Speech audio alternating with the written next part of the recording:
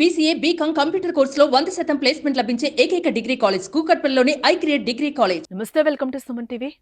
Oman తీరంలో తీవ్ర విషాదం చోటు చేసుకుంది. సముద్రంలో చమురు ఓడ మునిగిపోయింది. ఈ ఘటనలో 16 మంది నౌక సిబ్బంది గల్లంతయ్యారు. వారిలో 13 మంది భారత సిబ్బంది, 3 శ్రీలంక వాసులున్నారు.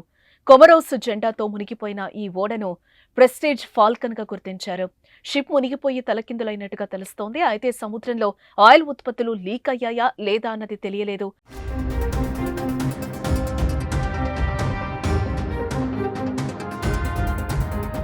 గల్లంతైన వారి కోసం సహాయక చర్యలు కొనసాగుతున్నాయి. ఇంతవరకు ఒక్కరి జాడ కూడా తెలియలేదు.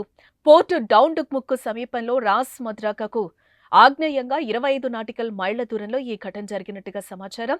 డుక్ము నౌకాశ్రయం ఒమన్ యొక్క నైరుతి తీరంలో ఉంది.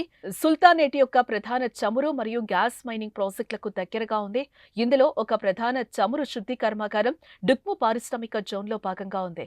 ఇదే ఒమన్ యొక్క అతిపెద్ద ఏకైక ఆర్థిక ప్రాజెక్ట్ అని చెప్పుకోవచ్చు. ఆయిల్ ట్యాంకర్ యమన్లోని ఓడరేవు నగరం ఏడెన్ వైపు వెళ్తున్నట్టుగా తెలుస్తోంది.